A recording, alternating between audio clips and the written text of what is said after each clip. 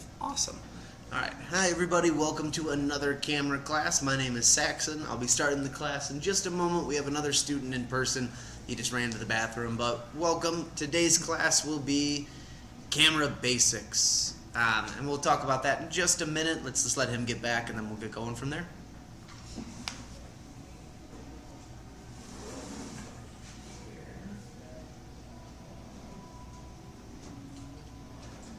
The room temperature, I hope you don't mind. Oh, That good. way you Thank you open so some much. water for you. Absolutely. As soon as he comes up, there he comes.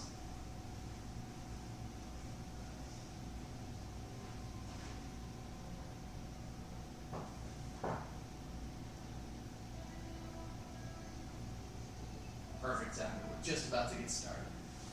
Alright.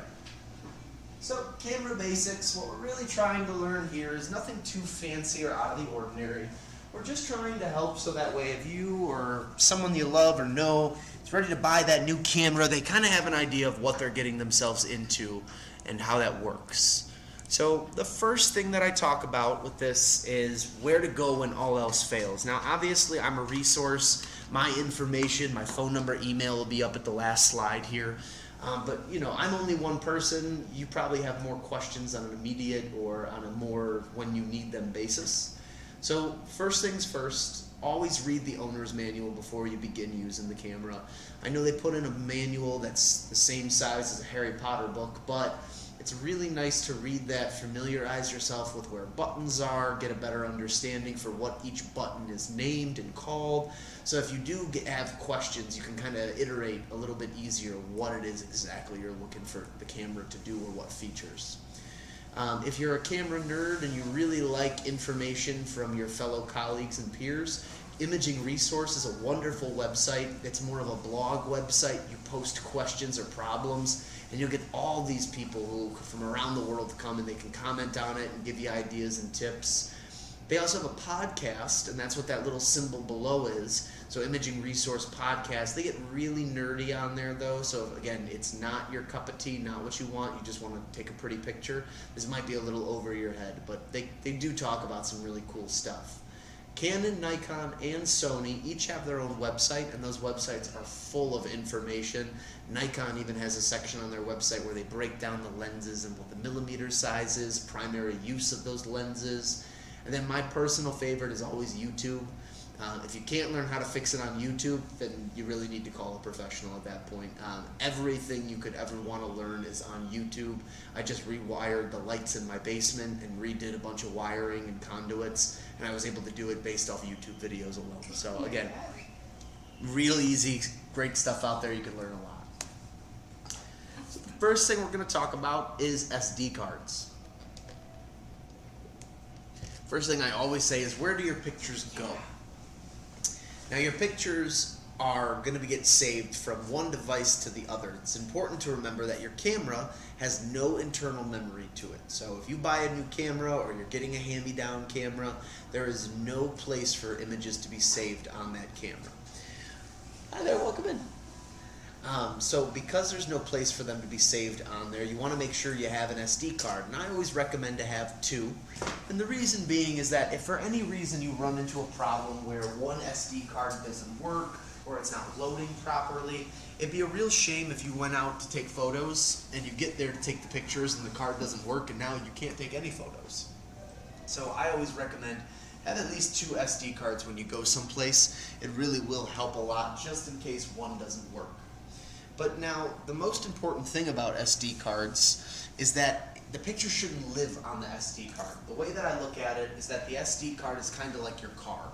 You know, it starts at one point and then gets to the second point, and you basically drive the car to get from location to location.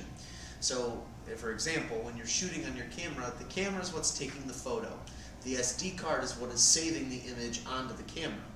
From there then, the photos aren't going to live on your memory card. They're not going to live on your camera. They have to go somewhere else. So the most logical place to move them to is your computer. Your computer gives you a bigger screen so you can sit and edit the photos. You can also go through and delete the ones you don't like. But it's really the next step to move the photos from one device to the other. So your memory card much like your car, is to get you from point A to point B. So they're never going to live on the memory card. They're used to transport from one device to the other. The way that we're going to want to transport our images to make sure we don't lose them is through these simple steps. Now this is what I recommend. People do different iterations of this process, but this is the way that I found to be the most foolproof and non-temperamental. So first and foremost, turn your camera off, and you want to wait at least 5 seconds. If you're bored, shoot with your camera, play with it a little bit, and turn it off, hold it up to your ear. You can hear all of the internal motors and components shutting down, and it's a really cool noise that it makes. But waiting that 5 seconds is just to ensure that your camera's saving and processing all the information that it just took, and it's not basically letting it sit in limbo. If you just go ahead, turn the camera off, and go to remove the card immediately, there's a small chance, but a chance, that you could lose some of the last images that you took. So turn that camera off, wait a couple seconds, then remove the card. Once you remove the card, place that into a card reader. Now I put a little line underneath that to try to avoid using your camera to transfer photos to your device. The reason being is that you're adding another step in the process of doing it that you don't need, and you're also putting your camera and your photos at risk of being lost or damaged. Now the two stories that I have, if you plug your camera into your computer, and let's say you've got a dog at home and they're wagging their tail, if the dog hits the camera, there's a chance that they're going to pull the camera down and the computer down at the same time because you have a cable connected to them. So if you can just put the SD card in, you can at least keep the camera off to the side. There's less of a chance of it getting snagged or pulled or anything happening to the physical camera. The other thing too is that if you have the camera set up on your desk and you're doing stuff with the cable transferring going, what you're then risking is possibly if you've got liquid or anything else on the table, if that falls and hits the camera, not only could that damage the camera, that could damage the card and the computer. So again, limiting the amount of things you have on your desk while you're transferring the images is much more preferred. Remove the card from the camera, put it into a reader, and try to avoid using that camera when transferring. If you're wondering what an SD card reader is, these are some examples. My personal favorite is one of the cheapest options. It's this little guy right here. It's like 30 bucks, 24 bucks. But it plugs into both modern and older computer styles. And from there it can read things like a micro SD card or your standard SD card. They do make fancier ones that work for what you would call CF Express based cards, which depending on the camera model you're at, you probably don't need to worry about those unless you're at the higher end cards. But again, having a card reader is a great thing to have. You can probably get them at Walgreens too if you're in a pinch. Amazon's got them, we sell them. But they're a great way for getting your images from one location to the other without having to utilize the camera or anything else to transfer.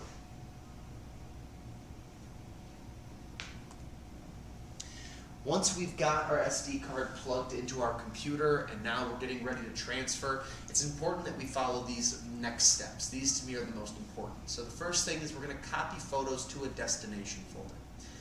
If, let's say, you're taking pictures for yourself, you're at Lincoln Park Zoo, or maybe you're at your kid's baseball game, you might want to label it whatever the day or event that you went to. So if it's Lincoln Park Zoo, you might say Lincoln Park Zoo, March 7th, 2024, and that way you know exactly what photos are going into that folder.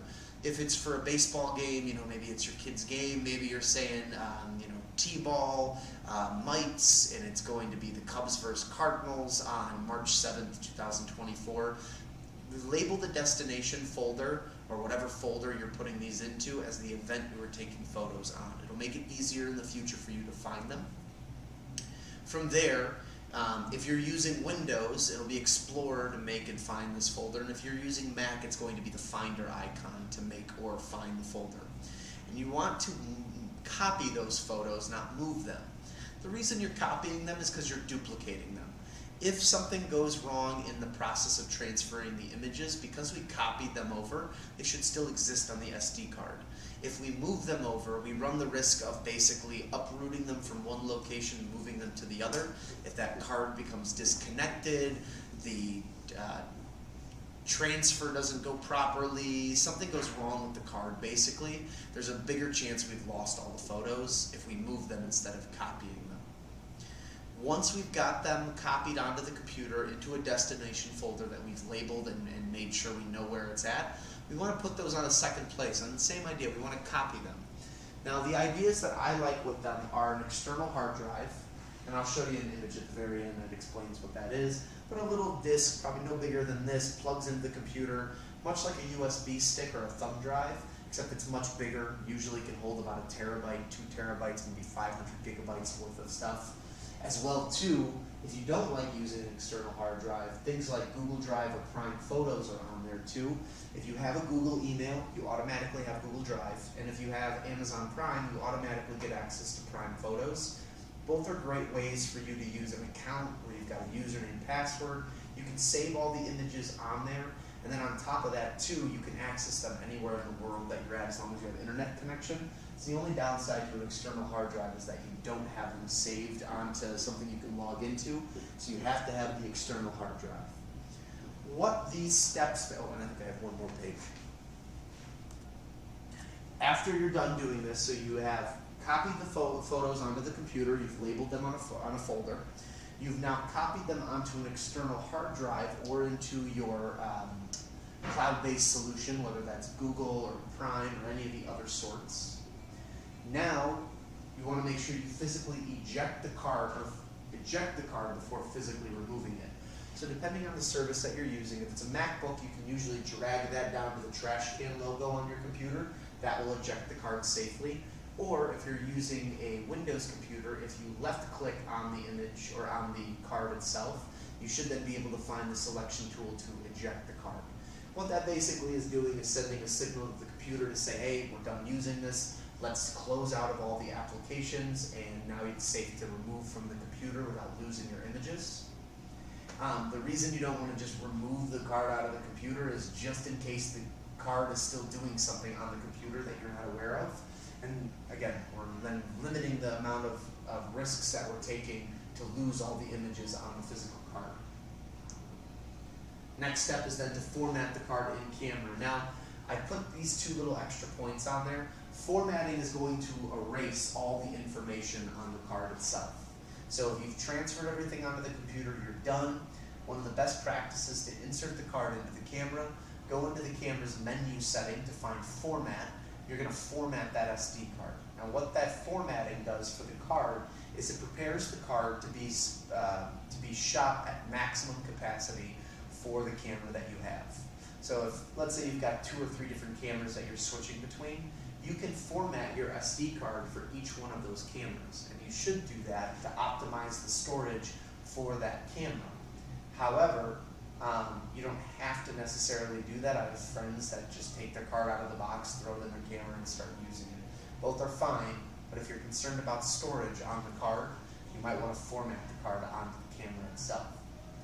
Now, if you format multiple times and you go through formatting multiple times throughout your time of using that card, formatting is going to erase all old information on the card. So you've shot, got everything onto the computer, you downloaded it in the right spots. Now you can go ahead and format the card in the camera again. That will erase everything on there. However, if you're using the same card and it's only for one camera, you can also delete them while they're still on the computer too. I tend to do this myself because I don't want to go through the menu system to find the format. What I'll do is I'll just select everything, drop it off into the trash can, and then delete it completely. That way the card itself then is still functional for the camera. I don't have to do any extra steps. Hi there, welcome in.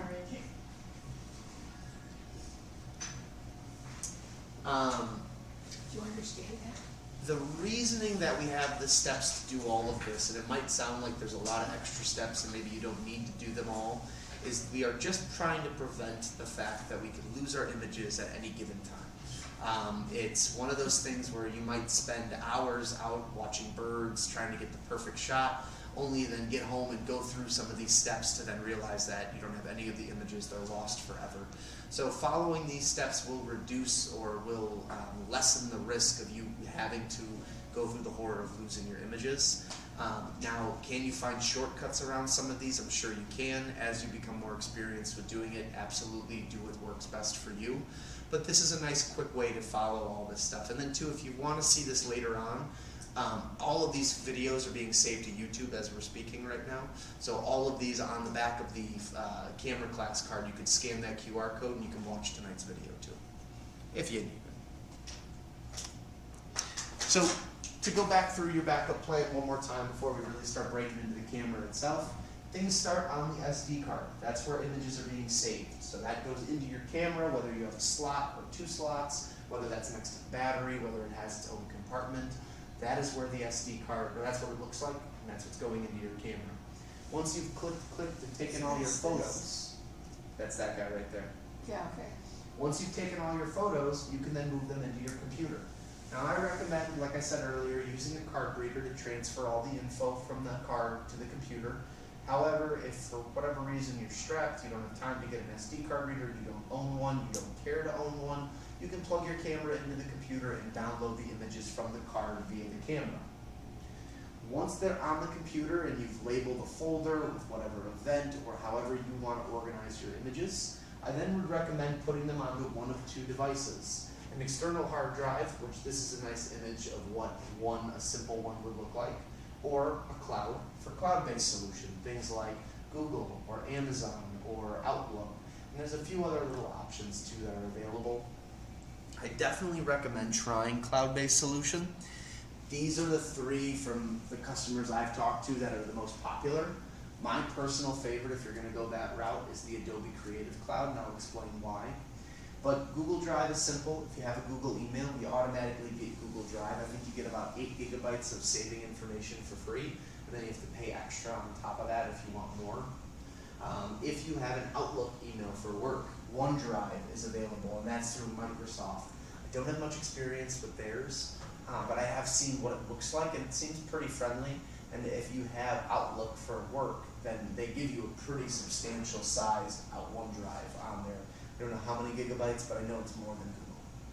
Then lastly, my favorite is the Adobe Creative Cloud. You pay monthly for it. It's usually about $60 a month. But you get all of the editing apps on there. So if you're really into photography and you're excited to try to get into this more, one of the biggest things with taking photos is editing your photos after you've taken the image. Things like Photoshop, things like InDesign, things like Premiere Pro. I'm trying to think, there's one more photo. Lightroom, that's it.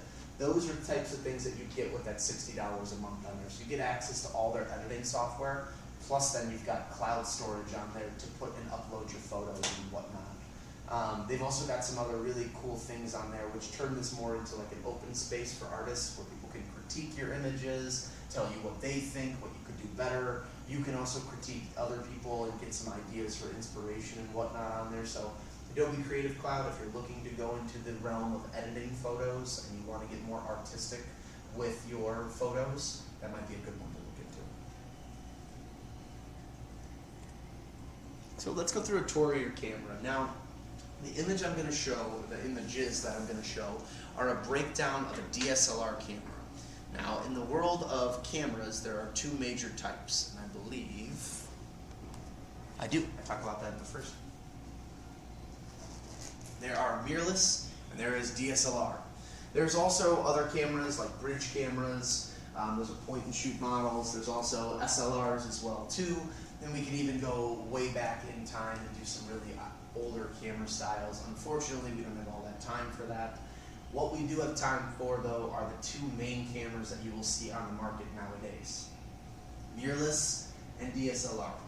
To break down the technology, if you had film back in the day, you had a SLR, and it was a single lens reflex. The way that worked was that film would go into a canister on the side of the camera, usually on something like this. There was a sprocket wheel that was on the inside of the camera that would pull the film across.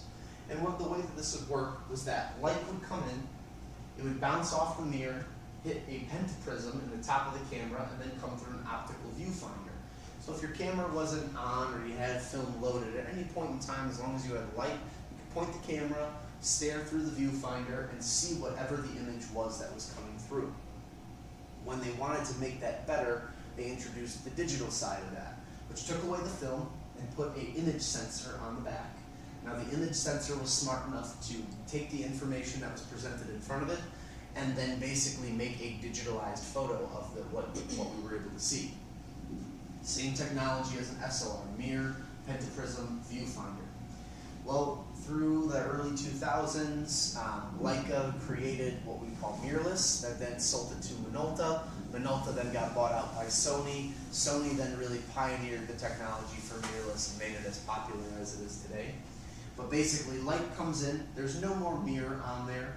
Instead, there's a shutter, and then we have our image sensor instead. So the image gets burnt right onto the image sensor. We're able to then see it electronically through the screen of the viewfinder.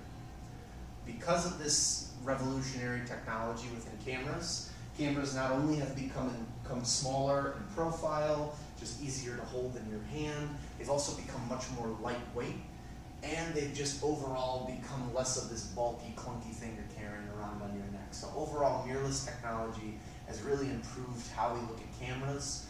They're better for low light situations, they're faster, their image quality is better, and video is a huge thing. Back in the day, most people, if you wanted to do video work, you'd have to buy a camcorder of some sort, and then your photos were all done on your digital camera or on your SLR camera. Now they've really merged the two together, and the video that you can take on some of these newer cameras is amazing. Even if you buy the entry-level camera, you can really do some awesome stuff.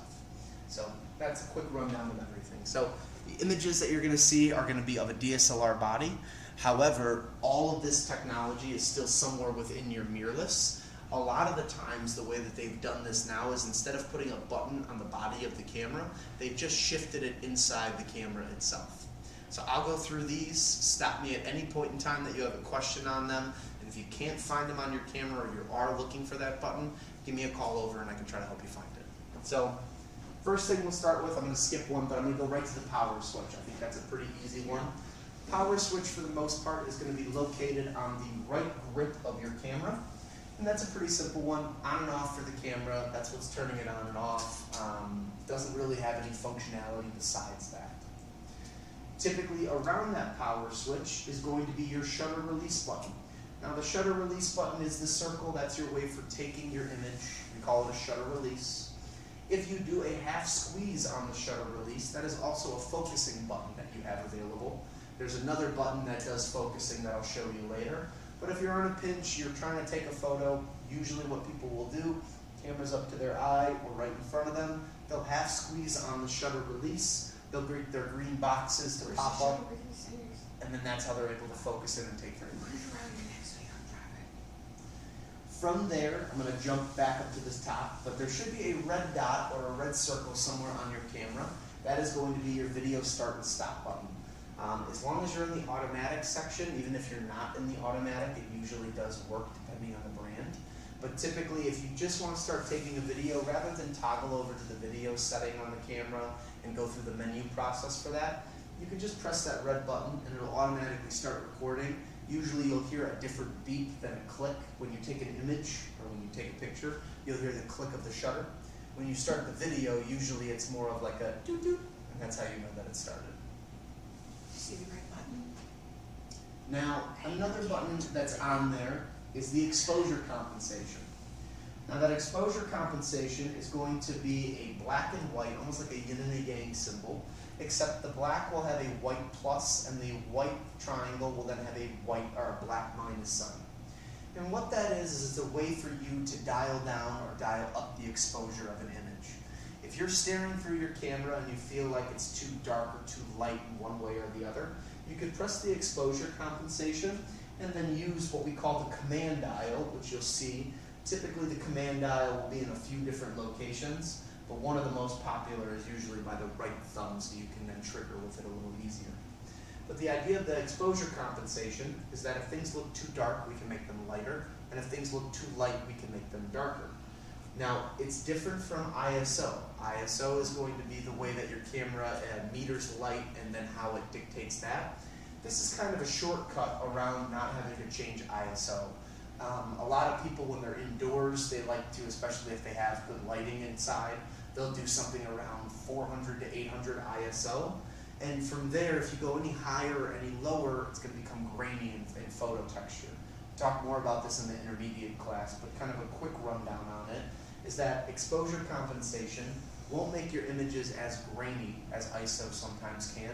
Instead, what it's going to do is make the overall image lighter or overall image darker, depending on what your view of it is and which way then you turn the command dial in correspondence. Do Yes. all cameras have that? I mean, I see the ISO on mine. Some cameras don't have the exposure compensation. A lot of the times, and this is another thing too that I mentioned in the beginning, some of these buttons are no longer on the camera body, they're all inside the camera.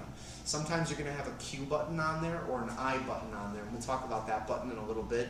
But if you press the Q or the I button, that typically then brings you to a menu that'll have exposure compensation. I wish I took this class before I got my camera. Yours. Really? The nice part, I mean, just judging from all of your cameras, they're all the new mirrorless technology, they're all fantastic. So you all made the right decision there. Now it's just getting more comfortable with what all this means and where it's all located. Because for the most part, all cameras still have this. It's just where the heck they actually put it. So, but yes, somewhere on your camera you'll see an exposure compensation button, black and white, kind of half and half type of image. You're looking for the button, and all that's doing is controlling the lightness and the darkness of the entire image. Whereas ISO is taking the sensitivity that it sees for the light and then brings that much in, makes the sensor more saturated or less saturated to deal with the light. Mode dial is underneath that. So mode dial is like your car shifter when you're driving. That's your way of going into park, reverse, neutral, 1, 2, drive. What this is doing is telling the brains of the camera that this is what the functionality you want it to do is. What we're really mainly looking at in this class, and I think I have a slide that calls it out, is automatic. Brand new photographers, people who are just starting, you have no experience with it, stick with auto. It'll be the thing that really helps you understand the camera overall. And I'll teach you a little bit more of the tricks that I used when I was still using auto to figure out how my camera is functioning. From there's a live view switch. Now, a lot of people won't have this anymore. This is very popular for DSLRs, but they still have versions of it. Live view, or LV on the camera, basically controls the LCD screen and the viewfinder. So if you turn live view off, usually what that'll do is then it'll make you have to look through the viewfinder. If you turn live view on, it'll then turn the screen on and you can see the image inside there too. For most mirrorless cameras, the way that it works now is it's a toggle, where as you toggle through that live view, you can get new grid patterns that pop up, like the rule of thirds. It'll give you a leveler, so that way you make sure your image is level. It'll also then make your screen go into more of the manual control method, so that way then you have to look through the viewfinder in order to see what you're taking a picture of. So there should be a live view or LV button or a display option button that toggles and changes your front screen like that. And I mentioned it already too, but the command dial, depending on what setting you're in, that command dial is then going to dictate changes. If we're in aperture mode, then what's going to happen is that command dial will control our aperture functionality. If we're in the shutter speed mode, that command dial is going to function as our shutter speed, and we're able to change.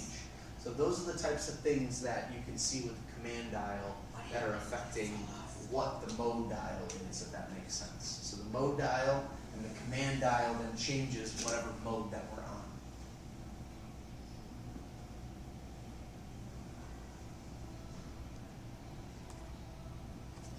Looks like I did have someone comment what we're doing. We are working on cameras right now. I just see Ramira is right there. Either way, start with automatic. That's going to become your best friend when it comes to taking photos.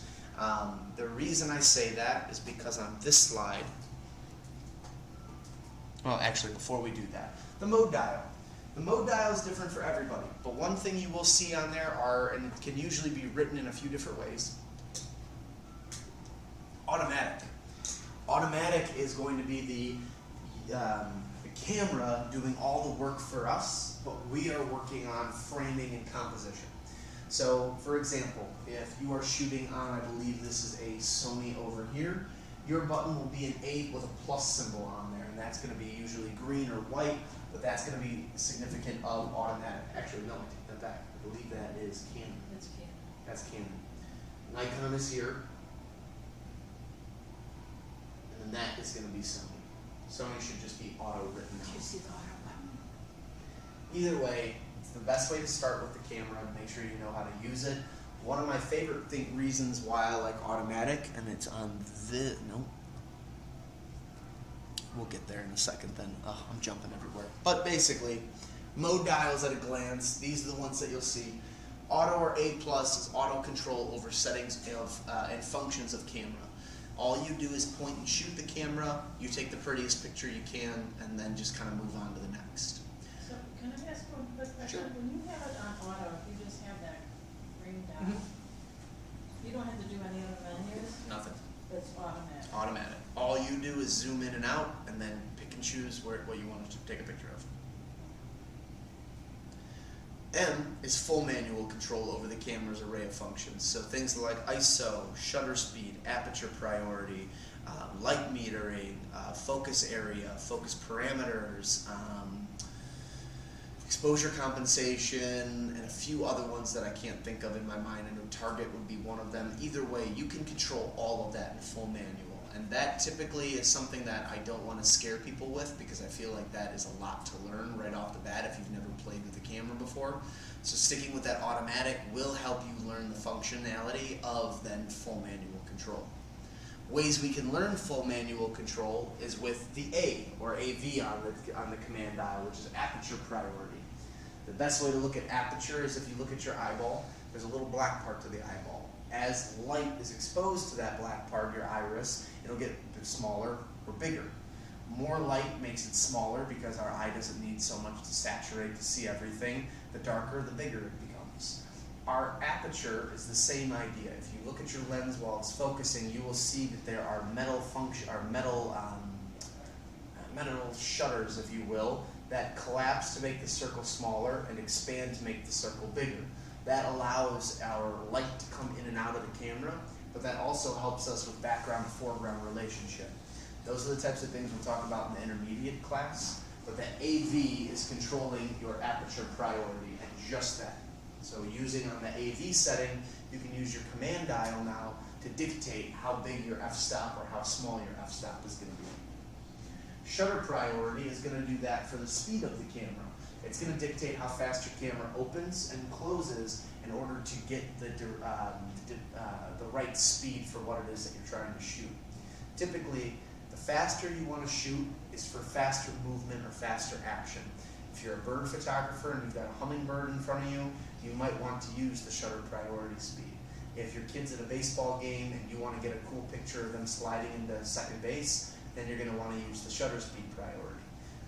If you are doing family portraits and nobody's moving around, or you're taking pictures of flowers and there's not much happening, then you probably don't need to worry about the shutter speed priority.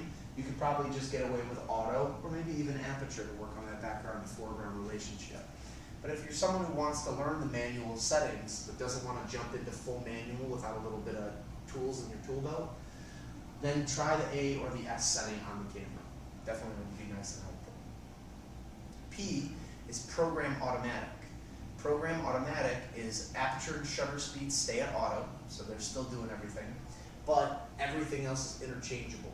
So for example, if you're shooting and you want your focus parameter to be tighter versus wider, you can do that in the program auto. If you don't like the way that your camera's metering light, maybe it's metering more of it all around and you want, for example, you're taking a picture of a candle that's sitting on a desk. You don't want the rest of the light. You just want to focus on that sweet spot where the light is. You could change the light metering section to focus on center-driven light, or maybe mid-center driven light, or in axis area. There's a bunch of different options for that. But those kind of settings, which you can also access in full manual and in the aperture and shutter priorities, you can get in program auto while still retaining most of the features that were in automatic. So if you're feeling comfortable with auto, you feel like you've learned enough that you can now experiment with some different things, but you don't feel comfortable yet doing aperture or shutter control, program auto is really nice. It gives you a lot of features that are available to you on all of the other settings that wouldn't be available in regular automatic. So I just have a quick question. When Sure. you do the program, like what are you controlling? Or The- what do you have? Or Those what exact are you settings. changing? So light metering. But then do you have to change anything? No. So You basically just go into that setting. So there's a Q or an I button on your camera, and you're able to then change exactly what those are. So if we look in the back end of your camera here, Does your camera have a flash? so there's the key button. Once you're on program auto, we're gonna hit OK, press that button in. So if you're taking a picture out at night, you can use the flash. One click. There you go. There's all the things that now you can change. So light metering is down there. Who are you focusing on? Are you doing one shot? Are you doing autofocus? Those are all the stuff that's available to you with that auto when you're not on automatic. You know what all these When you're things on are program taking picture of the automatic, screen? Camera's still doing everything else, but now those little things, you can change those if you want. You don't have to constantly change them, but whatever you change them to, that's what they're gonna fire as. And then you have to change them out of it if you want to Exactly. change back. However though, your camera's still gonna be able to take a clean, perfect picture. It's really more of just like specific. So for example, one of those was human tracking on there. When you take a picture, it can recognize that you have a human being in front of you and focus in on the eye, giving you a much more crisp image of the person. You can switch it to dogs. You can switch it to automobiles and trains. There's a few other settings that you can change on there that might help for whatever you're taking pictures of. They also just have a general one too. So if you're just taking pictures of flowers, for example, that sort of thing. Light metering, for the same exact example, we have one setter light that's coming down here. Everything else is canned and recessed into the wall, so we don't have a lot of good lighting options. If we didn't care about the sides here, we could switch our light metering to a centered zone one.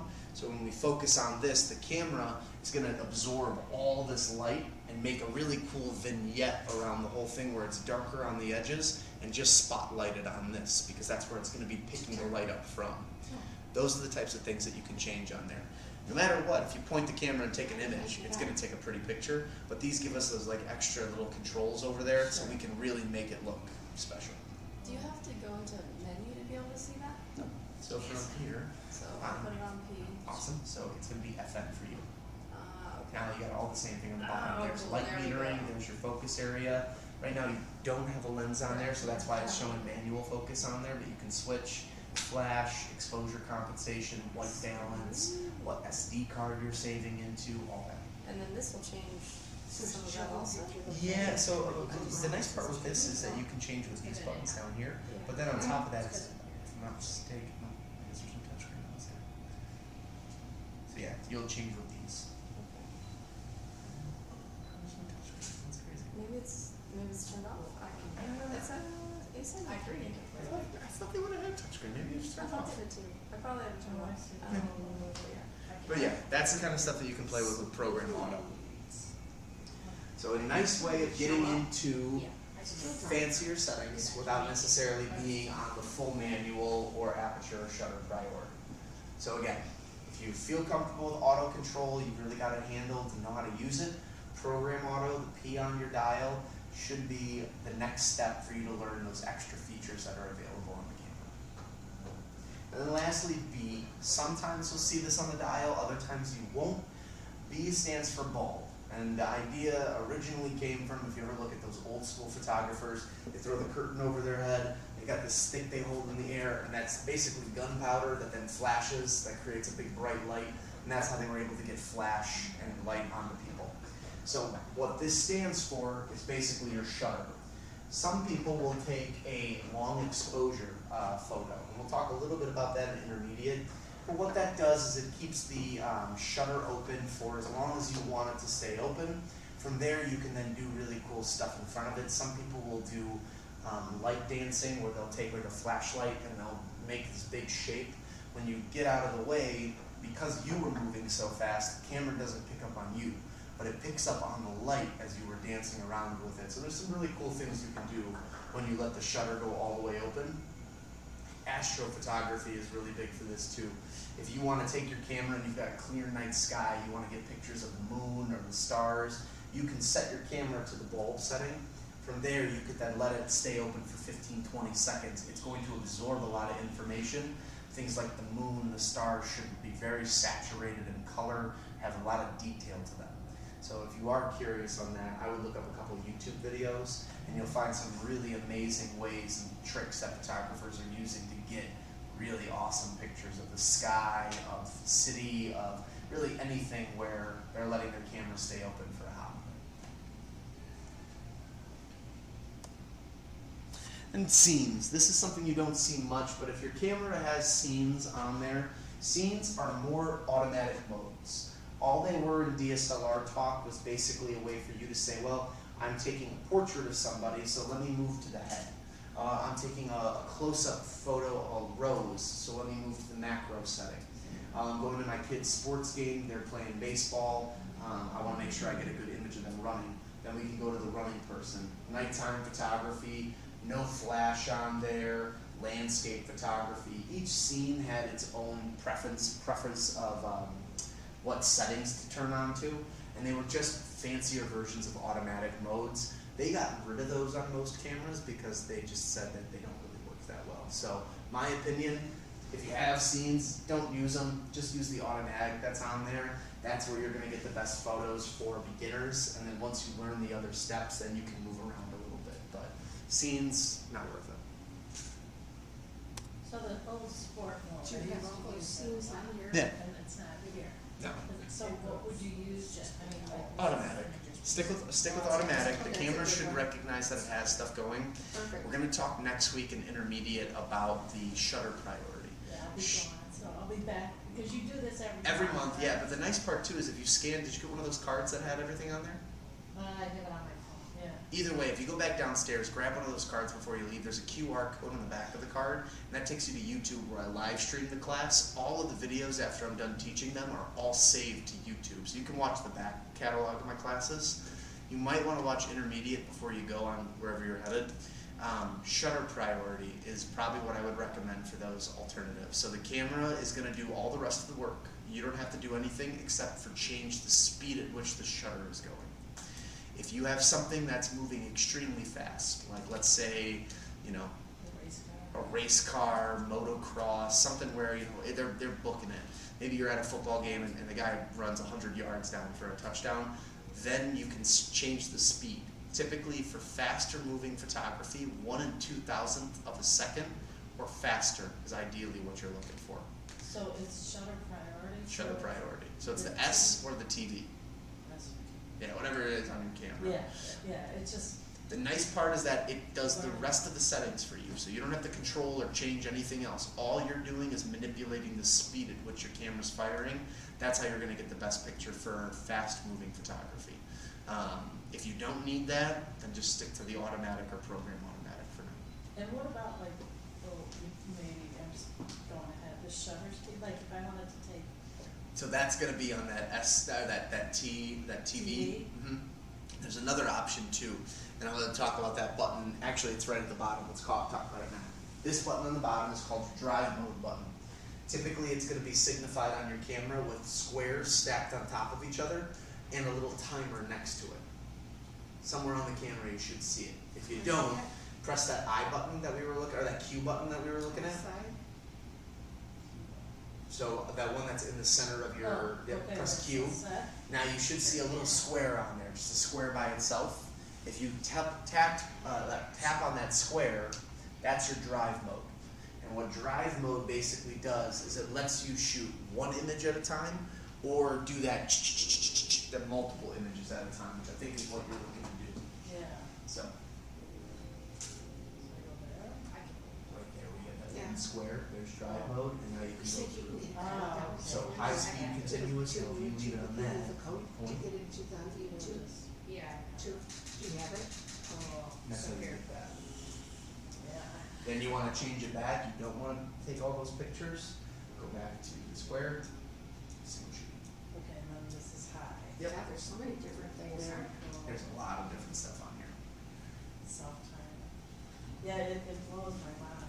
I mean, like, I know. I really do wish it was. The drive mode is great. It's one of my personal favorites, depending on what you're shooting. Now, do I use the timer often? Absolutely not. One of the last slides I'll tell you to do is download the app for your camera and use that. The app and the phone relationship is really awesome. The communication that it does between them, between saving the photos, but then the fact that the phone turns into a remote for the camera. So I had to take headshots of myself for a website that I was helping a friend develop, and he was like, I need a clean photo of you to put on the website.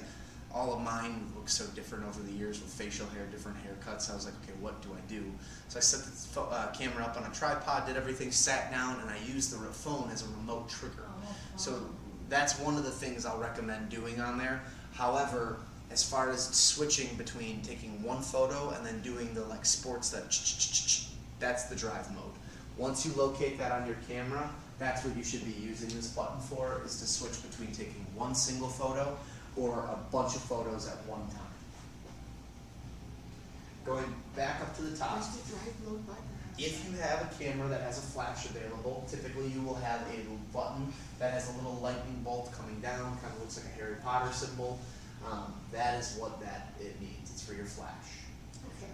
FN or function is going to be on the camera as well. Now everyone's is going to be a little different. For Sony's, that's what takes you into your menu system where you can pick and choose stuff on there. For some cameras, the FN button is a customizable button that you can then change and make whatever you want. So in the future, if you're ever like, oh, you know, I want a shortcut to get to the video editing feature that I have, or I want a shortcut to get to how to change which SD card I'm using, you can switch your FN button in the settings to do that for you. With Sony, you can't, but with other brands, you can. Where you don't have an FN button, you might have a Q button. And that Q button is very similar, and that's what you have for your Canon. That's in the center of your selector.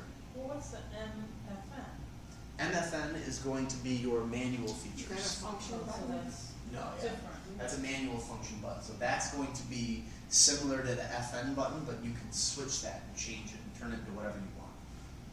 So in the settings, when you find maybe there's a feature you like the most, but you hate having to navigate through the menu, you can set that button to be whatever you want. So like for example, on one of my Canon cameras, my button is set so that way it goes right to the communication between the phone and the camera.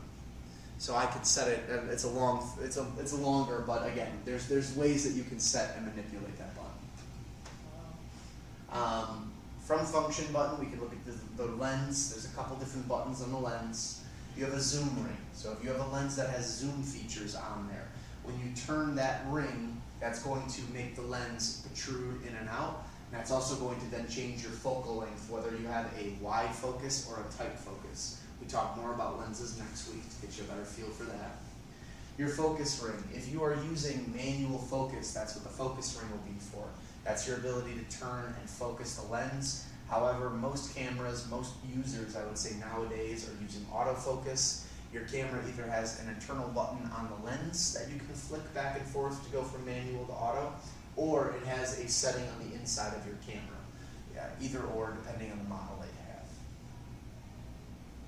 From there, you have your lens retract button. Now, this isn't a feature you see all the time anymore, but basically lens retract was going to be your ability to lock the lens into place. If you were traveling someplace, because these lenses didn't have the most advanced motors, they could open up in your bag, and if there's a lot of pressure applied to where they unfold, they can snap really easily. I learned my lesson on a cruise. I went to go stand up from a table, and my lens caught underneath the table and just ripped itself apart, and it was devastating. So be careful of your lenses and tables. But that's what that retract button is there for. Older lenses have it. Most modern lenses don't have it anymore. It's really not a feature that's needed that much. Lens release button. That's going to be on the camera body itself. Hold that button down, turn clockwise. That should remove the lens. Put the lens back on, turn counterclockwise. You'll hear a click, and that's how you know the lens is attached to its bayonet system. We call it a bayonet system. Remember, or the most important thing to remember is that if you own a Sony camera, Sony lenses work. If you own a Canon camera, Canon lenses work. If you own a Nikon, Nikon lenses work. Other brands like Sigma, Tamron, Viltrox, a few other brands I can't think of off the top of my head, they make lenses for other camera companies. You want to make sure you're buying a lens specific towards your camera. Sony, for example, is great because they only use one lens mount. That's the E-mount. You go anywhere in the world, you'll find lenses for that. Canon, you both have the new mirrorless series. You have the ARC 10. I was like looking at your little strap to see what you had. You all have mirrorless for Canon. Canon requires that you use RF lenses. You can use old lenses that Canon makes, but you need an adapter to bring them over. Nikon is in a similar boat. Some people can't stand that, some people love it, everyone's a little different. Just keep that in mind when you're buying either a new camera for anybody who's watching. If you're buying a brand new camera, keep that in mind that you want to buy the lenses that the company makes or that third parties make specifically for your camera. You don't want to buy a Sony lens and then try to put it on a Canon camera. You'll buy a cheap adapter. It will work, it won't work. It's kind of a mixed bag. So when you're buying a camera, buy the same lens that goes to that camera body. Flipping to the back, this is where the button. So when I talk about shooting in automatic, my favorite thing about shooting in auto with any camera is that if you go to the image playback button, which is typically the little triangle with a square around it, if you press on that button using the multi-selector, which is your arrow keys on the camera, you can skip through the photos and find whichever ones you like. All cameras, somewhere on the camera, are going to have an info button. Sometimes it'll be a button on there, other times you're going to press other buttons around the camera to get to the information. When you click on info, the camera will break down exactly what it did to take its image. So if you're shooting and your camera decided that, okay, it used this aperture, this ISO, and this shutter speed, that's a really nice way of making a mental note and saying, wow, the sun was really bright, so it decided to go ISO 100. My subject matter was 20 feet in front of me, so the camera decided to go with an f5.6, and they weren't moving, there wasn't a lot going on, so the camera decided to... I don't know what just happened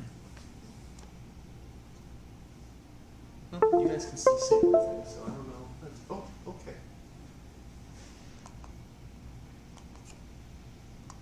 Oh no. Connection with base unit lost. Connecting to base unit.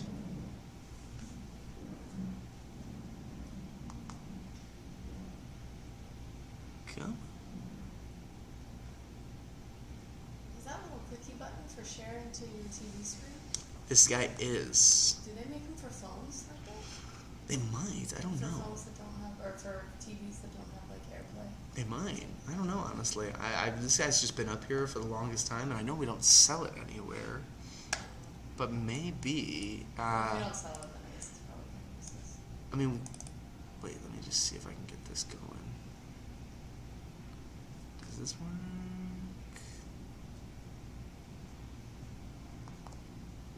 Let me try unplugging this and plugging it back in. I know we don't sell it here, but the probably the best people to talk to would be our guys in the Connect Center. Oh. That's They part of my assignment today is figure out how to get our phones to show up on on the like the, TV that we just bought at work that for some reason doesn't have compatibility with iPhones. yeah, talk to the guys in Connect. They should actually have a way of doing it. I'd imagine. All right, I figured it out, everybody. Okay. So, image playback. Use the multi-selector to find the image you like. Hit the info button on there. It'll tell you a lot about the picture that you just took.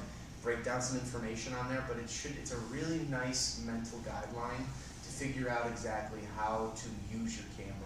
I will say the one thing is I can show you all the buttons, I can show you menu systems, everything else. Taking photos on a manual setting is all touch and feel. It's all based on what you see and how you're able to get it to iterate inside the camera. There is no one way is the perfect way and this way is that way. It's kind of like with solving the Rubik's Cube. There's multiple ways of doing it. People have it really fast, some people do it really slow, but everyone gets the same result in the end of getting the cube to look the same on all the sides. Yeah. Some people just like to jumble it up. I get one side. Literally. I get one little square. Photography is the same way. Some people like to have full control and autonomy over the entire thing and they know exactly where every little switch and trigger is. Other people respect and know that these camera companies are putting a lot of amazing technology into the cameras because now you have cell phones that have amazing photo capability, so they have to compete with that too in the automatic setting. So keep that in mind when you're using it. A lot of professional photographers you probably follow use automatic. Not everybody uses manual control. But going through back again, Menu button, you'll probably see that somewhere in the top left corner. That gets you into the internal memory or menu of the camera. That could be things like, setting time and date. That could be things like changing where you're saving stuff to. All that sort of little information. Sorry, we get to leave. No, you guys are totally fine. Before you go, if you go downstairs, my business card's down there with the rest of the camera class. Grab the card. If you have any questions, either you call, email me anytime, and I'll take care of you. Thank you so much. Anytime. Thanks for It coming was in. great.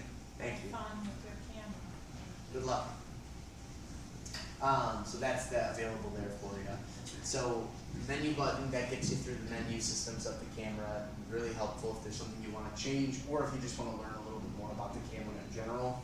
Diameter adjustment is going to usually be located on the side of the viewfinder. If you're a 4eyes like myself, the way that you view through this might be a little difficult. And so just like a pair of binoculars, you can adjust that diameter, and it just takes the two pieces of glass in there and brings them back and forth until you find the sweet spot for viewing.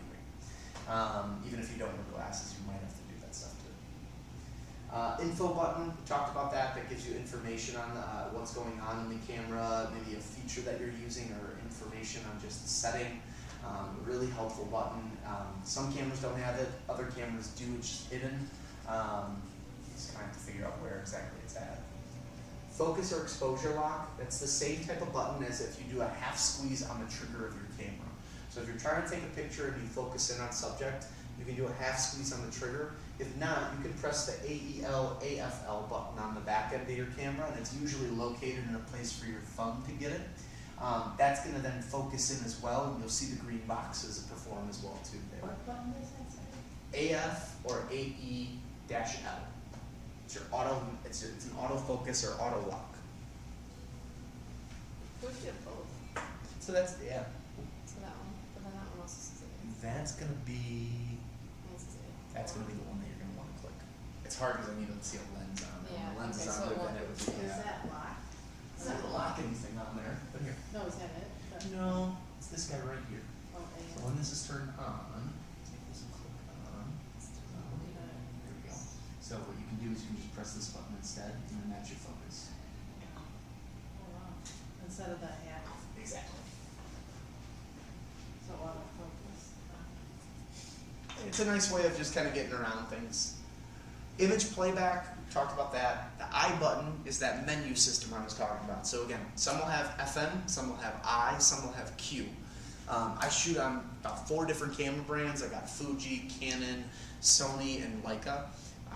All of them have a different location for all of these buttons. And why do you have all 4 cameras? Each camera does a different thing. Really? Yeah, each one is for, my Sony is my professional one for video and for my really high quality photo work. My Leica and my Fujifilm are my walking around cameras. I'm notorious that even if I go grocery shopping, I bring a camera with me. I just like taking pictures. And there's something kind of funny to me about taking pictures of aisles too at stores, because you see all the same product kind of lined up on one. These like weird linear patterns seem to form, and I really like that. So, as my art degree and my art background comes more to fruition, every once in a while I catch myself and I'm like, I just need to relax. I don't need to do all this. I button. The OK button, pretty self-explanatory. If you're clicking through stuff, that's your enter button on your keyboard.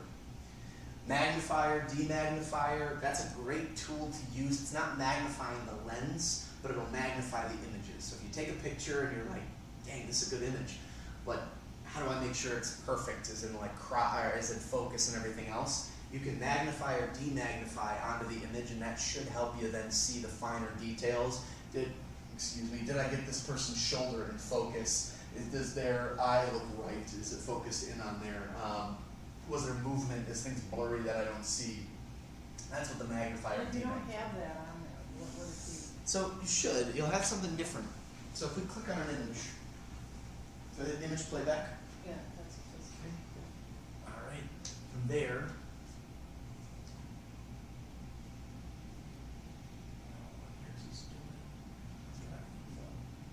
There you go. That's your button. That's your zoom button right there. Oh, okay. And it shows you a little that magnifier. Now here's the other thing. Take your 2 fingers and go like that on the screen. No, Yep. really? Yep. So that touchscreen capability lets you zoom into. Oh my There it gosh. goes. Yes. It is touchscreen. This There you is go. all my- I had a feeling, Yeah. ever since the 7 Mark II came Yeah. out, then that was touchscreen from then on. Yeah. Another reason why I do have like love a Sony. cover on it, so it might like Oh, that need could a be little bit. a little extra love. Yeah. That is, this blows my mind. The magnifying is great, especially when you get to see it, because it'll help you make sure you got the right Well, I mean, image. I zoomed in before, but then it was like usually on this thing. Yeah. or- Yeah, I came from a Sony and I'm like having Sony jealousy, like, Oh. like I went to camp, it was just. Here- Aw. Here's the It's argument so I'll make with anybody right now. There are the camera world as a whole. The two top dogs are Canon and Sony, and they keep battling it out for first place. You're in great company with either one of them. Sony gets its highest regards because of the video aspect. Its video is, I will say, unlike any other camera out there. It does a really mean job at doing video, but then on top of that too, it gives the user a lot of flexibility to edit and change things on the video. Canon, their color, it's like in the TV world, Sony TVs are the #1. And the only reason they get the best reviews is because that color on their TV is unbeatable by anybody else. Same thing with Canon. Canon's color, when you take that photo, is so sharp and rich, it's just clean. Every camera brand has a trade-off. Right. I tell customers this: what feels best in your hand, and what's the main job you're trying to accomplish. I'm like, if you can figure those two things out, then whatever camera you get, even if you have camera envy of somebody else, again, you're gonna get the same features. Well, It's when I just, had Sony, it was funny, Canon they seem to have the lenses beat, and this is going Yeah. back years Yeah. ago. But Sony had the fastest they do the shutter shutter. speed Yeah. back then. Yeah. I don't know if they still do. Now everybody's pretty much even. It's really tough now. The camera market at the current moment, everybody, I don't want to say is copying one another, but there's really no new technology that's out there now that's like, oh wow, this brand's doing it different than this brand, or this brand's taking over for this brand. Everybody's on a very level playing field right now. It's just exciting that there's cameras. Yes. I mean, agree. because my camera broke, I had a Sony and I had it fixed 3 times, and Yeah. they said, it's not worth fixing again. And I'm like, do I invest in a better phone? Like, my phone's old, like, the cameras have come so far. But then I got this, and there's something about holding a camera and shooting a camera. No matter versus- how far the phones go, I don't think there'll ever be a time where they're going to be better than a true camera. They take a clean image, but even then, it always takes one bad image or 2 bad images for you to say like, well, the proportions aren't right on this, the color looks off on this phone. Like, you look at a phone image and you're like, there's just something not right about it in certain cases. And then you get a really nice big bad camera and you're like, oh wow, that's the picture. But you could screw it up too if you don't have it in the right setting. 100%. So then you're taking pictures, and even like, my biggest hesitation was no flash. Yeah. I felt naked, like, Yeah. how can you not have a flash in a camera, And it was like confusing to me, but sometimes taking a flash with a camera turned out worse than not taking a flash. Okay. It's a love-hate relationship. It's also finding that balance within there. And I think though overall where the camera world has come, if you could just get a decent understanding, but also too if you just learn how to use the automatic setting, the camera's gonna do a really great job at getting a good image. But it's funny you're saying to learn how to use the automatic, all you have to do is hit automatic, right? Yeah, true. And do you have to, cause on the automatic, I could still change to make the shutters. Yeah, exactly. You can still do all that stuff. It's just one of those things that some people just put it on automatic and they'll point it at something, take a picture, and the picture still doesn't come out or look nice, and they're like, I don't understand. It's like, well, you didn't take your time. You didn't shoot through the image. There's a lot of stuff that you probably could have done to take just a cleaner, better image. And I think that's some of the stuff I talk about at the very end. It's just kind of tips and tricks that you can do for composition and composing your images to make them look pretty. Even if you're just sticking with automatic, the most basic people can do it. It's just one of those things that where the phone is literally sometimes just point and click, sometimes a camera, you need a little bit more time to not jostle it up to then take a clean and But even nice the image. phone, there's settings on the phone that Yeah. people, Oh yeah. There's always going to be. blows my mind. It's so over my head. last button on there is the delete button. That's the trash can icon. You can delete an image off the camera. You can delete whatever else you'd like on there. The one thing I will say with deleting stuff on there is it takes up battery life.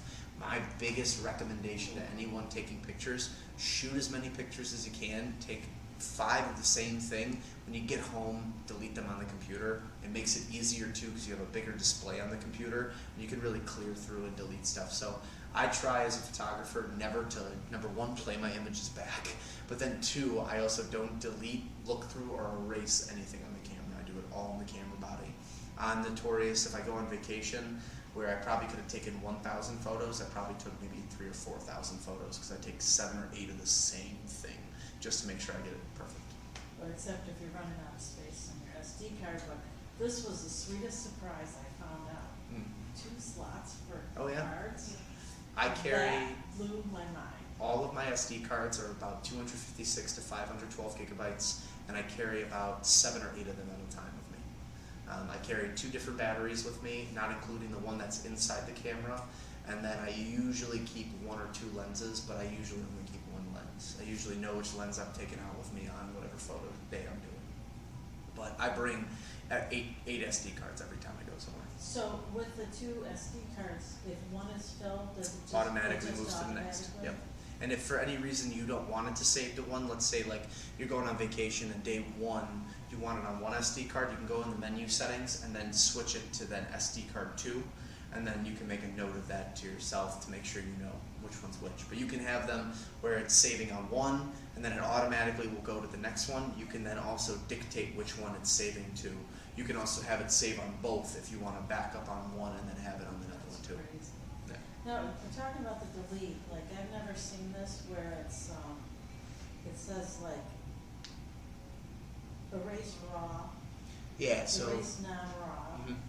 and erase scene including image. Yeah, so What if is that? it depends on the image that you're taking, so it can erase raw files for you, which are your higher end photos that you can then go in and then edit and change. It can erase non-raw photos, which would be like your standard JPEGs or some of your other ones.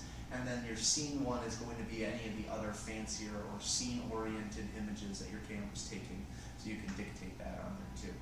Which one do you recommend in saving? Like, do you recommend it to automatically save as JPEG and RAW, or just all RAW? Depends. If you really want to edit your photos, RAW is going to be the number 1 all the time. Yeah. But if you could care less about editing, you just want a clean image and maybe you'll play with a couple dials on the computer, then I would just stick with JPEG. Most of the free editing software that's out there can't handle a RAW image. You can only handle JPEG. Things like Photoshop, InDesign, Lightroom, those are going to give you access to editing RAWs. It's going to quadruple, sometimes even 5 times the amount of storage space, so keep that in mind. RAW will always be massive. But when you edit those, you can really bring out amazing color values, all that other stuff. If you compare a standard unedited RAW next to a JPEG, it's going to look washed out, depleted, the color will look like it's gone. They don't look right when they're just standard RAWs. It's not until you go through and you really change the stuff up on there that you bring out all the characteristics that you're looking for.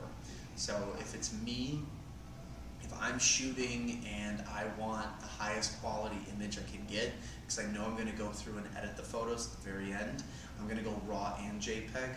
That way for whatever client I'm talking to, I can send them JPEGs for them to see the images, and then I can tell them that the RAW files are going to be edited and then changed, and they're going to get the better saturation, etc., etc.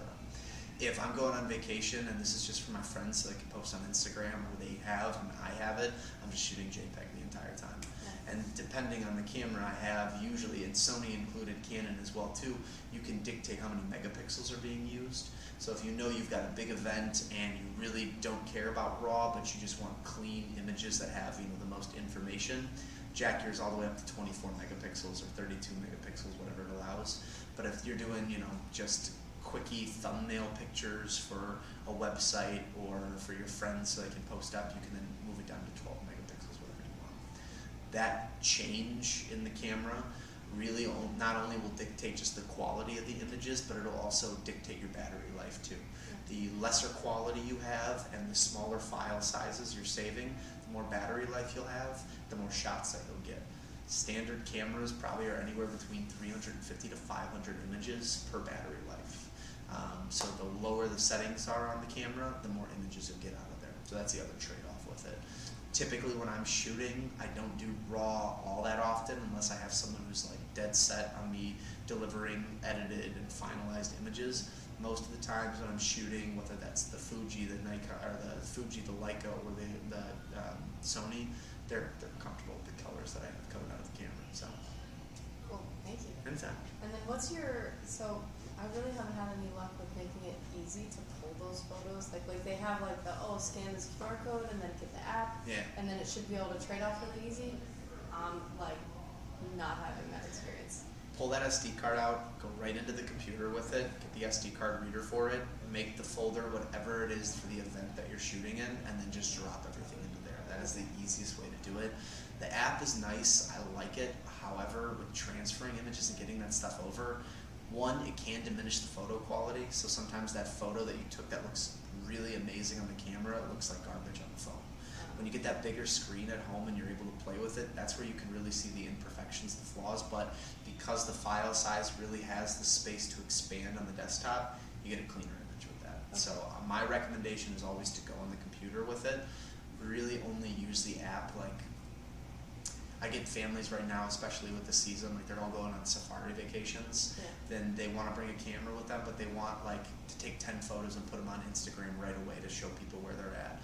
That's where I tell them, like, because you won't have the laptop, you won't have all this stuff, download that app, transfer 10 images, that should be fine. You won't overload the app, nothing will change.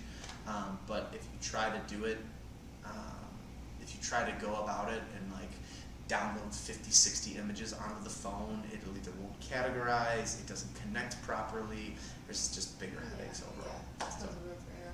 Okay. So if you take it on your phone, Mhm. does it still have the original image here? yeah. So if you download it from the camera to the phone, it still keeps it on the camera. Everything's still on that SD card until you delete everything off of it. However, if like let's say you got someone texting or emailing you and they're like, hey, I want to see a photo of your vacation you're on or of your kid's ball game, that's when then I might be like, okay, hold on. Then you transfer everything over and then you can send those images out. My recommendation is only do like 10 images at a time. Maybe I think the most I've ever done was 30, and then anything past 30, I got a headache when I was trying to get it done. I typically don't ever put on my phone because I can always download from the computer onto my phone later on. But if you're in one of those situations where you need to, you can through the app. All right, jumping into this, someone did have a question. Samsung HW0 or Q9, I think that's a TV model. Unfortunately, we are talking about cameras, so I can't answer that for you, or I don't know how to answer that. All right. This is an image a customer emailed me maybe 3 years ago when I first started teaching these classes. They were like, my camera doesn't work, you sold me a bad camera, what's up with that? This was the image. I then had her come in, I showed her how to use the camera. She was very happy. I had choice words. She had choice words, but she was happy. Just because you keep striking out at the plate when it comes to baseball doesn't mean it's the bat's fault. It could be the batter's fault. Same thing with the camera. Just because you're taking a picture and it doesn't come out right, it might not necessarily be the brand new camera that you bought. It might be you. So learning the steps on the camera, learning how all the functionality works, understanding it is really half the battle. Going out and physically taking images is super important. Like I said, I take my camera to grocery stores with me because I like just taking pictures of random stuff. If you're going on vacation, if you get in your car to travel to the office one day, bring your camera, take pictures while you're at a red light. Just practice with it, get more comfortable with it.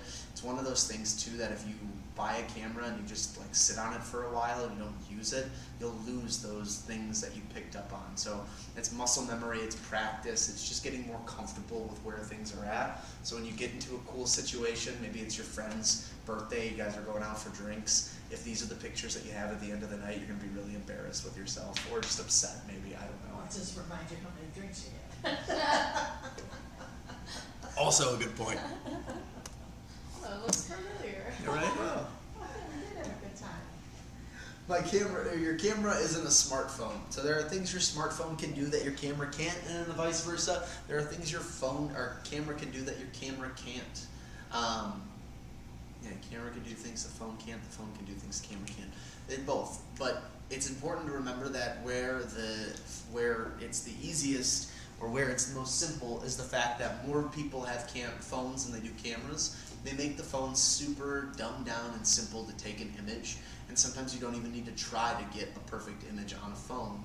Well, a lot of the times with these newer cameras, you can get a really good image without having to do much. However, if you really want the best image possible, it's learning those other steps, learning the manual control, getting more comfortable with that kind of stuff to then get the images that you want overall. This is a silly one, so the last little bit, we'll go through this because we only got about 15 minutes until the store closes and until I got questions for you guys to ask me at the end. So to help with time, posture is a big thing with the camera. Make sure you're holding it properly. Cameras are designed ergonomically. Hand goes on the right, or the right hand goes on the grip of the camera on the side. They make it kind of texturized too, so you have the feeling of the grip. The other hand goes on the bottom of the lens. Now the reason it goes on the bottom of the lens is because you have zoom and focus features on there. Before cameras had autofocus, you had to do it this way. Nowadays cameras have autofocus, so you don't have to do it as much. However, it just looks overall better, and it's better for your shoulders and for your back. When you look at images like these two here, you can see that having bad posture and having your elbows up and to the sides doesn't help you take the photo. If anything, too, it makes you a bigger target. If someone's walking past you, they could knock into you. You can drop that $1,600 or $2,000 camera that you just put all your time and money into. So keeping good posture with it will help prevent you from back injuries or any other problems down the road. Keeping your arms down and to the sides prevent you from being a big target to be walked into, bumped into, or all sorts of stuff. Gives you better stability over the cameras. Seems silly, but in the long run of you taking photos and doing stuff, it could be the make or break for you going to the chiropractor a little earlier. Focus, then shoot, and shoot through the picture. I like to preface this because I feel like people will grab their camera and they'll take a quick image and they'll expect it to be perfect. They'll dance around the subject and they won't stop moving. Or they will focus on one little aspect of the entire photo and not at the whole thing. Focus. So pull the camera up to your face, hold it in front of you, whatever it is, drop it down, tilt the screen up, focus in on what it is you're trying to do. Then shoot the camera. Give it a couple seconds. Make sure things look right, straight, you're in a happy position. Shoot the camera. And when you're taking the photo, if I'm taking a photo of this room right now as I look out into the fountain area, if I just focus on the Apple logo, or I just focus on the grandma and her daughter, and the little kid that she's got with her right now, and I don't look at the rest of the photo, or the rest of the space I'm taking a picture of, I can get a really bad image just from that. She might be in perfect focus, everything else, but I might have 3 kids running around in the corner that's going to blur up part of my image. I might have something where the light doesn't look properly on the image, and now that's going to be a part of the final. So focus, then shoot, and shoot through the picture, the entirety of the picture, in order to get what we're looking for. You said the store closes, It's 7. okay. So if I need to stop and ask my question at Connect, should I? You should be, someone should be down there. If you want to leave at like 6:55, just to be on the safe side, by all means, I won't stop you. Okay. I'm going to try to get through these as quick as I can. Okay, no worries. So if you or the camera are moving, you will get blurry pictures. So stay planted with your picture, take your photo.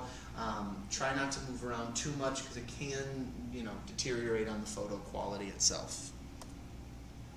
These are my basics. These are the last couple slides that I have. I'm going to break down just some picture-taking composition tips that I have for you that should help you when it comes to taking your images a little bit more professionally or better.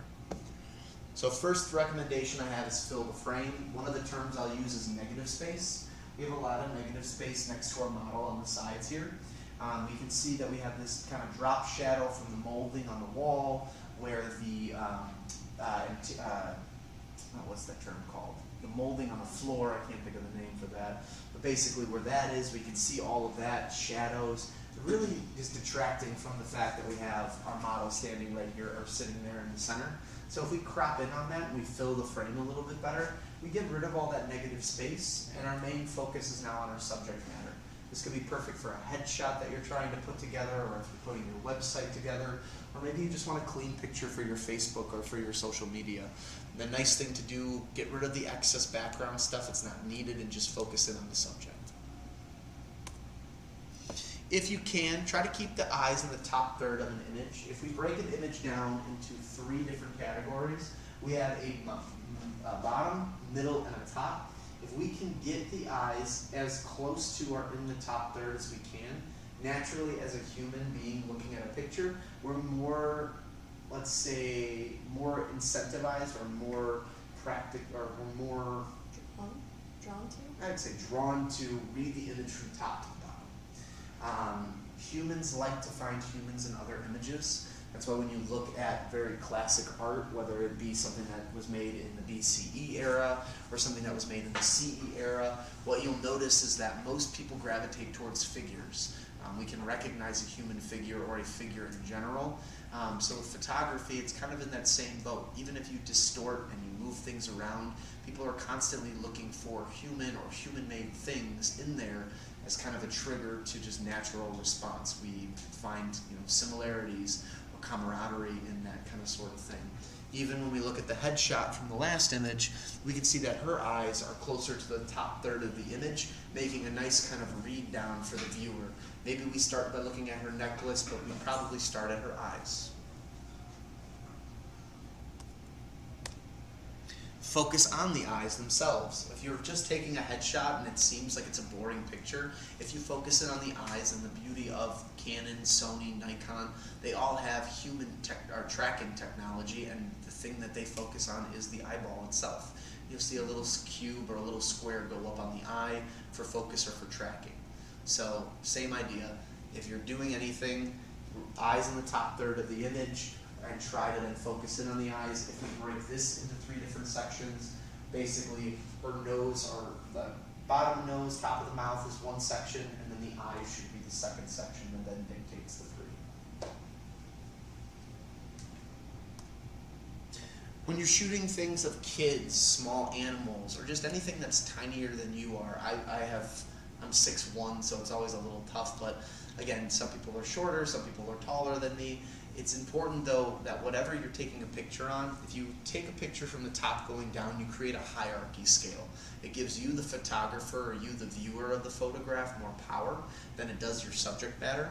If you can get on their level, number one, it could lend itself to be more of a professional look as a photo. This is a great example of something where, number one, the eyes, just to also go back to it, eyes are in the top third, at least in our back subject matter there, whether that's his sister or his friend, or whoever else is at his birthday party here. We have her in the background where her eyes are hitting. But we drop down a little bit, we get the cake on the side, we get the fun shenanigans of a party going on. If this is the birthday boy, he's got a great smile going, she looks like she's having a great time in the background. You go from something that looks like a kind of more candid, maybe 1990s photo with the old Kodak cameras that have the plunger on the side there, versus something where it was a little more thought out, you took your time, you processed a good image on there too, and you got down to be on the same level as the kids, so that way you weren't shooting down at them. The other thing too is that you can shoot up towards them. Give the actual person in the photo or the subject the power. So getting on their level is great, but even if you have to sit on the floor and you take a picture and you shoot up towards the subject matter, you can create really pleasing images. Kids having their gaze turning down makes it look like they are staring at us from a more uplifted or higher point of view. Kids being smaller, being tinier, not necessarily having the voice that adults do, this does give them a little more power in the image itself.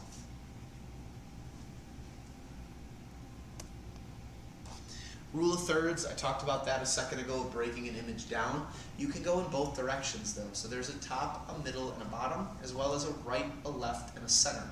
Any of those crossing, intersecting points are more stimulating or more visually pleasurable to the viewer of the photograph than anything else. So some examples that I have that look really nice. You've got the surfer dude. The surfer guy is hitting those 2 marks pretty much perfectly. You've got the background in the distance. We didn't crop out or fill the frame. However, by not filling the frame, we have a beautiful sunset, waves, we can see he's on the beach. It looks just kind of pleasant and it's nice. And the shadows. Shadows are also great, exactly. So that shadow is hitting perfectly at the waistline of the bottom right rule of thirds, and he's hitting the top right. So it's really nice symmetry and overall just a nice look. And it's not centered. Exactly. Same idea with this one. A lot of beach photos, can't really give you a reason why, but I see them. Her shoulder and her ankle are hitting perfectly on the rule of thirds there. We've got the line going across. We have a nice horizon line where our sky and our water meet, so we have a really nice image there. Overall, it just looks really clean, really cool.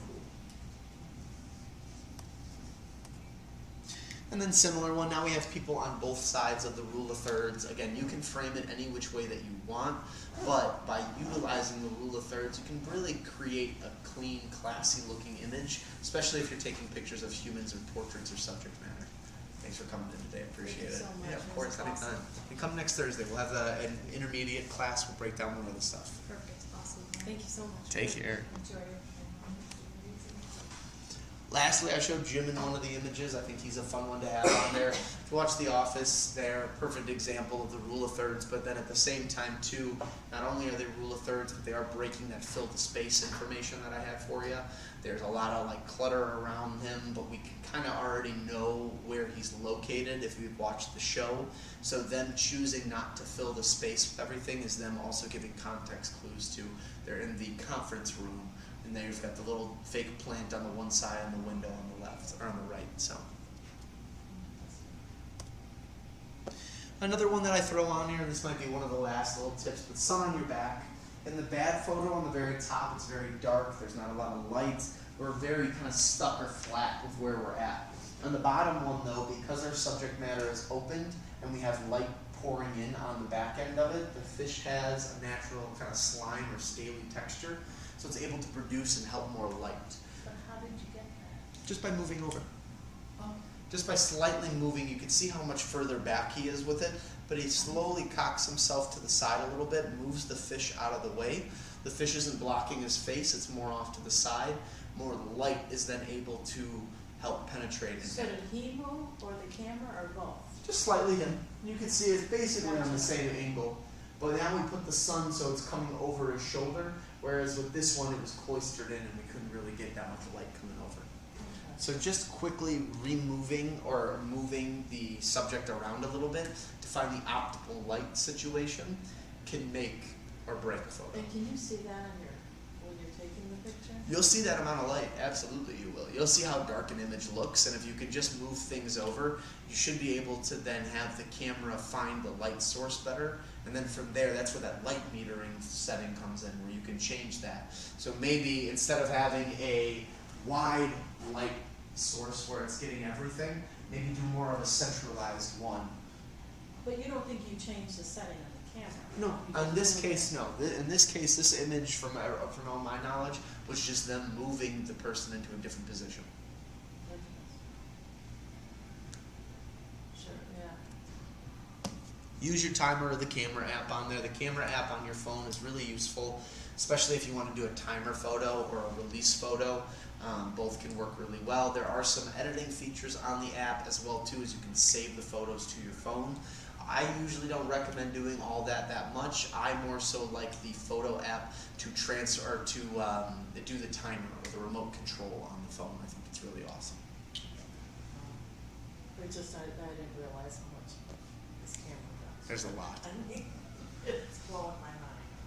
Content creation, I'll go through this real fast. Anybody who's trying to use their camera for business to maybe promote what they're doing or to show it off. We live in an age nowadays where everyone's trying to start an online business of some sort.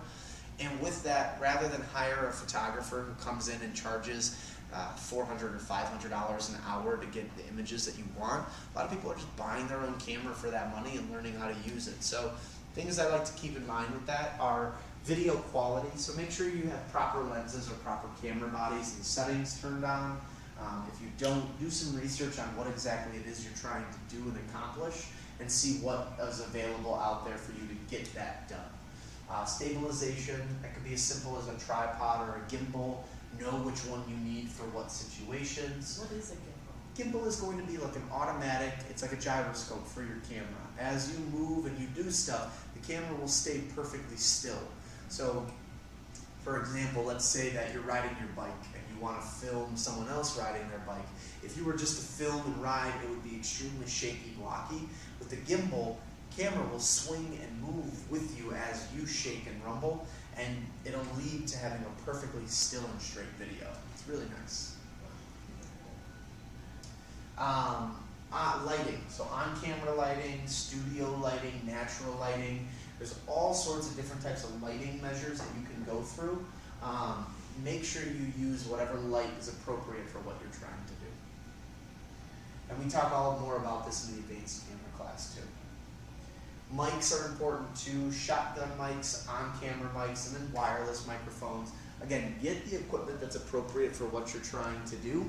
And if you have questions on it, that's where you can reach out to myself, another salesperson here, or just consult YouTube. They're great with that kind of stuff. Learn to see what your favorite pros are doing out there and what they recommend, and also do what's appropriate for your budget. Great ways to get into camera or content creation are with these kits. Most brands make a kit for their cameras that give you an SD card or a handle or a microphone or a remote. All useful stuff that you can use to really get off the ground with content creation without spending an arm and a leg to get that kind of thing done. My recommended accessories, I will say that the top 5 I think are musts.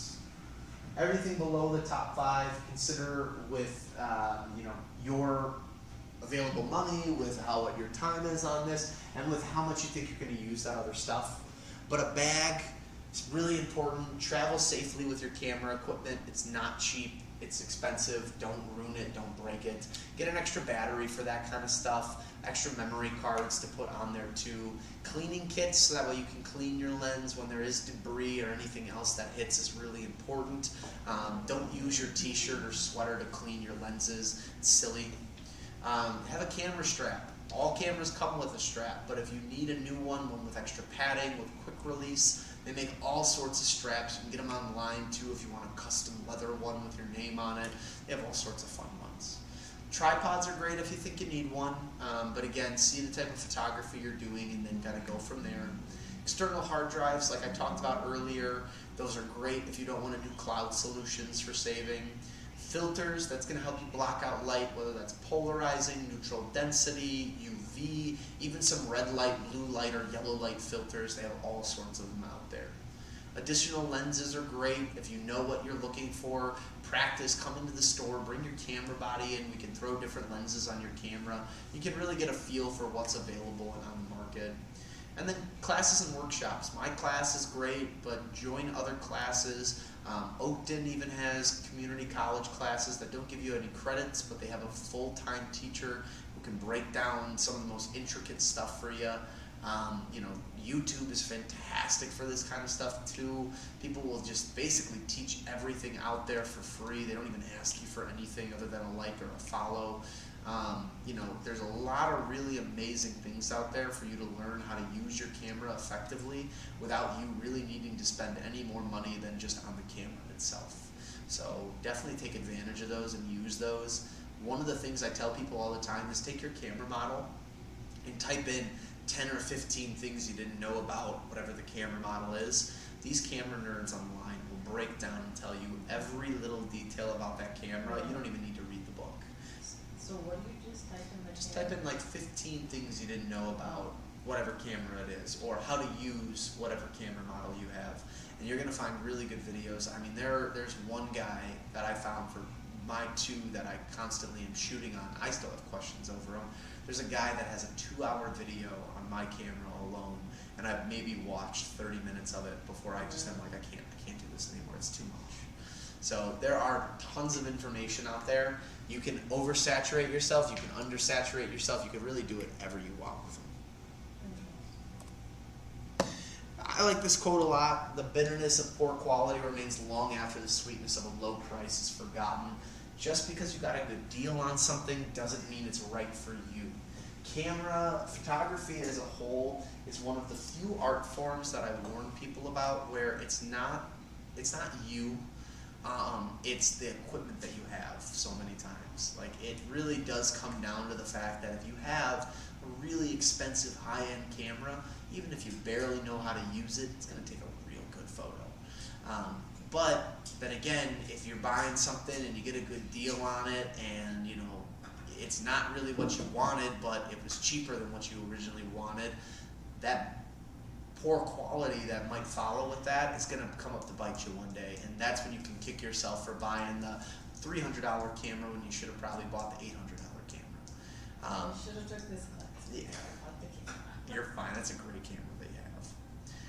Regardless, though, it's one of those things where keep in mind that save money when you can, get a good deal when you can, but if something's too good to be true, stick to what your original plan was, and don't set yourself up to be upset later on because you didn't get exactly what you wanted. Buy what's in your means, but then at the same time, if there is something you want that's going to do the job that you're looking for, save, wait, get it at a deal, but don't forego what your main mission is I guess my Well, and it is true. I mean, even though it's not the highest quality camera, yeah. it's That's better than my phone. it's a really great camera. Yeah. No, it's a very good camera. It's just some of the things I was really hesitant about. I think the nice thing with where you're at with that model of camera is that it really comes down to, I would say, upgrading the lens. The body itself is going to last you another good 8-9 years, depending on when you got it. Say camera body usually lasts about 10 years before it starts to underperform. Just slower, load fast, new features are out on these other cameras that put your camera to shame. There's a lot of different things out there. So my recommendation is marry your lenses, date your body. The body will become outdated after a period of time, but the glass, that's really where the merit of your camera collection is in. The better quality glass you have and the more high quality lenses you have, the better that's going to be when you move to another camera body and you bring that over. So keep that. That's true. That's true. Wow. But Yeah, that's- I'm sorry, I won't be here. You're fine. But I'm gonna tell my cousin. I love his photography, Yeah. and I'm like, he should come to these. By all means, I'm always here. Whether you got the camera from us, you didn't get it from us, I'm always here to help. I forgot about you. No, you're good. But you know, one of my biggest pet peeves, why don't they sell those little dots that? They do. We have them downstairs called camera Why leashes. don't they just put it on? I mean, like, who, They're obnoxious, in my opinion. you never use I them? hate them. Really? I hate them. Why? They just get in the way all the time when I'm trying to do stuff. Plus, I'm the type of person that when I take that off, I'm so anal about what I do with it. Usually I have shirts with breast pockets in there, and I will literally slide them in there and then be ready to go. So I'm so aware That's so of. funny, I so know. you hate it. I hate it, but I know where my lens cap is at all times. I could be out having drinks for the night, have both my cameras with me, take them off at different periods, and I can know exactly what pocket I put them in of what coat, and I can always find them. I'm so particular about my lens caps, but I hate when my lens cap is I had a friend of mine gave me their camera, and I was like, I'm gonna buy you a new one, and they're like, what? And I literally ripped off that thing while I was using their camera. I was like, I hate this. This is the worst thing ever. Really? And That's so funny. it just, because it gets in my way, it dangles, I don't like the way it hits my hand. I'll be focusing and I can feel it going and moving, and even if I hold it in my hand with the camera body, I don't have proper grip of my camera body now because I have something else in my hand. So overall, I'm just annoyed. That's so funny. So I And I can't stand think it. it's like, why, they give you a strap for this, how come they don't give you a strap for the lens? I know. That's funny. Most photographers you see won't have them. It's really the people that are prone to losing them that love to have them. Wow, that's funny. Well, thank you, I know. it's Anytime. closing time. No, you're fine, you're fine. Any questions that you have for me? No, I'm thrilled that you guys would let me come here. Oh, I forgot about you guys. You're good. I mean, like, I attend a lot of camera conventions and I do a lot of camera shows. Now I can talk about it today because they just released the camera. But Leica just had me in Germany for a couple days to see a new camera they were releasing, the SL3. Finally just came out today, so I can officially talk about it. But I think photography is a very important thing because it's a way that we keep memories and we story tell. But I think one of the things that comes with cameras is the fact that your phone has a camera, your computer has a camera, your iPod has a camera, now watches have cameras in there. Everything nowadays has a camera. You can take pictures, and some people don't care about the quality, but other people are obsessed with it. Some people, they notice after a period of time, they're like, my photos don't look as good as the photos I see online. Why is that? There's a lot of different points that you can get to that get you into having a camera. But if you can educate people on why photography matters, why owning a real camera matters, they might not necessarily be buying that day, but it'll always be in their mind. And when they think about it, eventually they'll say, I probably need a good camera, or I need a camera of some sort to get what I want. From there, that's where then the sales and everything comes from. So with knowledge comes power, and with that power comes more people wanting to shop and buy the appropriate equipment for what they actually want to accomplish. I mean, like I said, I was really just debating about getting a better phone. Yeah. Newer phone that has a better camera. I think you made a real good decision with your camera. I would say just invest in the lenses. When it comes time and you're ready for it, get yourself a 50mm prime lens and get like a really nice high quality one. You won't regret that. And why was that? What's the 50mm? 50 is the nifty 50. So the 50mm is the same way that our human eye sees things. So it's that same exact like depth of field. The thing with the 50mm is that you can get a really high quality one with like an f-stop of 1.2. With that, you can blur the background out so you see nothing. So if you've got a picture of your pets or your grandkids or your kids, and you want to just take a clean, perfect portrait, you want to see the hair follicles on them, you want a detailed picture, that's the type of lens that's going to deliver that. And it for you. doesn't zoom in or out? Doesn't zoom at all. Just a 50. Just a 50. Really? It's a fantastic lens. That is one of usually, so in the intermediate I'll talk about it, but the 3 lenses I tell people that you have to have or you should get is one prime lens. That could be a 50, that could be a 35, that could be 75. They make all sorts of numbers. Find the number that works the best for how you But take it's just a pictures. fixed one. Fixed lens by itself. Then you want to get 2 types of telephoto. You want to get a 24 to 70 and then a 70 to 200 plus. Those are going to be perfect because those are going to be your in-between for everything else lenses. But those are the 3 types of lenses that I think if any photographer buys those 3, you're set for life. Wow, So. interesting. Interesting. And All then sorts the of lenses,